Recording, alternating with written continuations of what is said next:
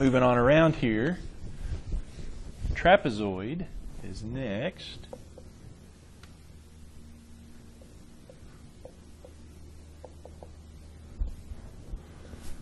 Remember, the trapezoid is the one that has the one set of parallel sides. Turns out you need 3 measurements to get the area here. You do need the height, but you also need the length of each of the parallel sides. So this side and this side. That's what you need. Some books call it different things, but we'll call ours big B and little b.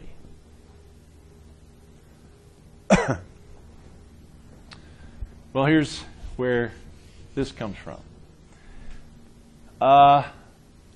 Okay.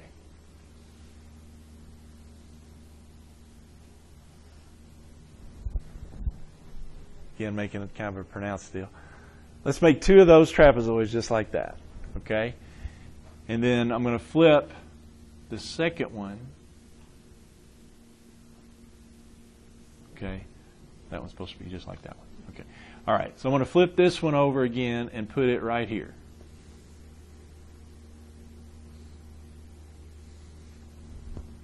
So I've got these 2 trapezoids are exactly the same. Now, it does make a parallelogram, but notice here, this is big B, this is little b. What is this? Isn't that big B again? That's the same as that because I flipped it over. And this is little b, supposed to be. So this parallelogram is, this is the base of the parallelogram. So it's big B plus little b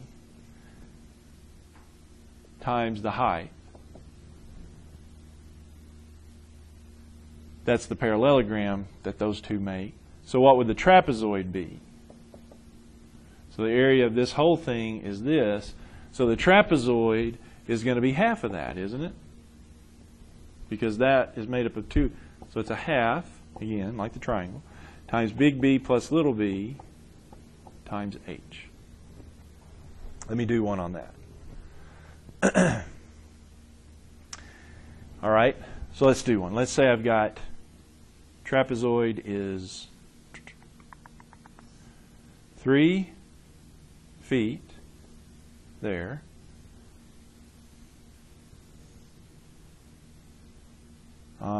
5 feet along down here, and then this is 2 feet here.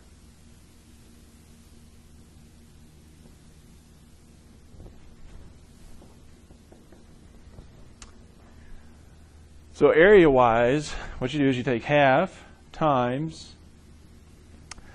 what's big B? 5 plus little b, 3, and then times the h on the outside, which would be 2. So the deal is you've got to add the big B plus little b, which gives you 8 times your 2. And it's a matter of however you want to do it. You can do the 8 times 2 and then do the half.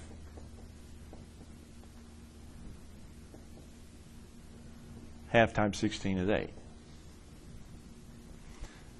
Now, my area is 8, and again, units for area, I will be checking your units, because we'll do more units next time, but units for area, always square units.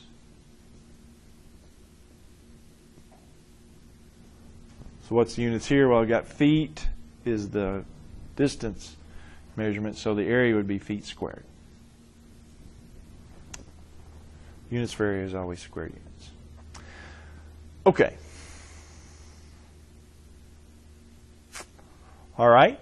We'll come back to some of those formulas, and those formulas will need to know for the test. These are ones that we would like for you to know. Some of them are, length times width, triangle. Most of you know that one, right? Maybe? Maybe not. Okay. But these formulas we would like you to know. A couple others, and that is off the circle. There's a couple of formulas on the circle.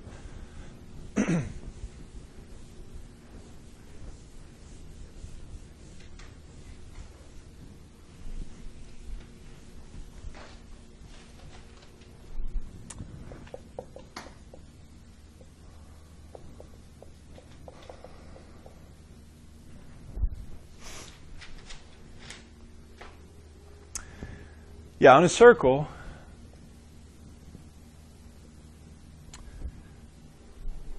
really you need to know one measurement, that is the radius, the distance from the center to the outside.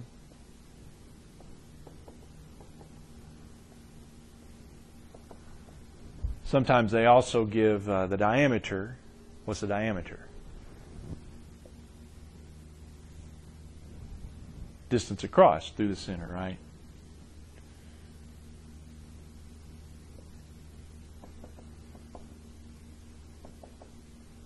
And of course, the diameter, how is it related to the radius?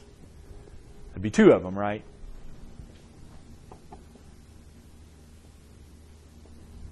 The diameter is twice the radius, or 2 times r, or the radius is the diameter divided by 2, whichever perspective you want there. Yeah, so there's a relationship, of course, between the radius and the diameter. Okay, now, for the circle, the distance around, it's not usually referred to as the perimeter, it's referred to as the circumference, yes.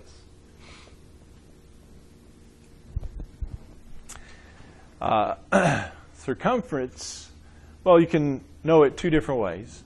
The circumference of a circle is 2 pi r. Or, notice you've got the 2r, so you could say the circumference is pi times the diameter. Like I said, usually given the radius of your circle, so this is the one we typically go with. Now, I say pi, what do I mean by pi? Usually we approximate pi with 3.14, right? But that's an approximation. And the book will use that approximation. However, be aware on your calculators, if you use the pi button, somebody have your calculator, give me what your calculator says for pi.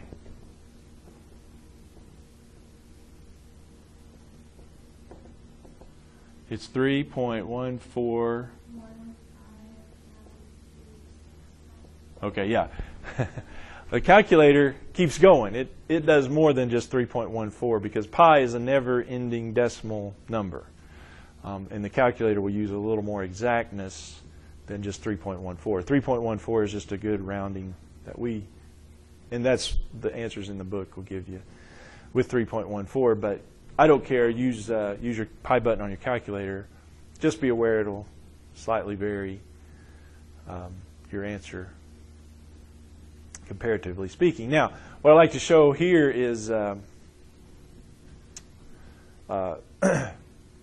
this. The reason, well, if you focus on this one, it turns out that if we were to accurately measure the distance around this circle from here around to there, that's the circumference, and compare that to, you could do it to the radius or diameter, either one.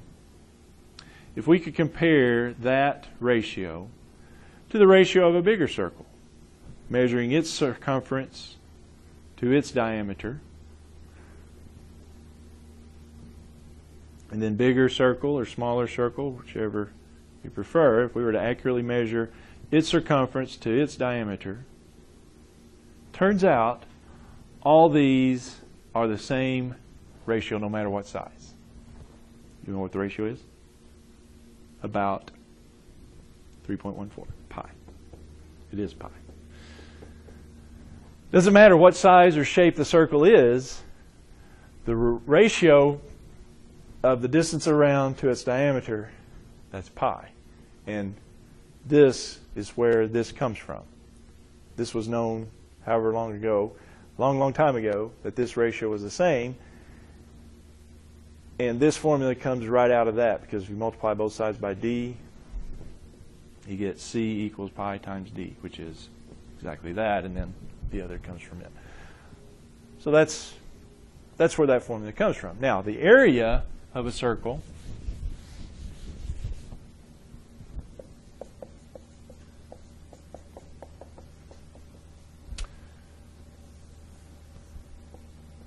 it is usually listed in terms of the radius. What's the area of a circle? Pi r squared. Pi r squared. Yep. Area of a circle is always pi times the radius squared. All right? And that, too, comes out of, believe it or not, comes out of a rectangular scenario. You can divvy it up. Here's quick rundown. If I take a circle and cut it into sectors and then rearrange those sectors like this,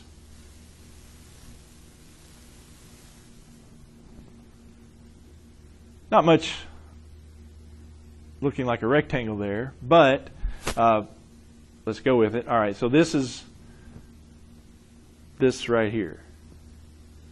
Well, let's start with this one. What is that length right there? Wouldn't that be one of these, the radius? And then this would be this much, which is half of the circumference. So if the circumference is 2 pi r, then half of it would be 1 pi r, or just pi r. Okay? Like I said, that doesn't much resemble a rectangle. However, if you keep splitting this up to smaller and smaller pieces of pi, notice these get less and less curvy. And so you wind up, your little pieces of pie here are a little straighter on the bottom. Whoops, not like that. Like this. That, like that. That one, I don't know, I may have got 16 or so. But anyway, yeah, this gets a little straighter. This gets a little more upright. So you wind up, if you get more and more pieces of those, yeah, you wind up getting pretty straight up and down, pretty straight across. I mean, it's all divvied up, but yeah, you got pi r, rectangle, by r, length, width, pi r times r is pi r squared. Anyway, let me show you the problem.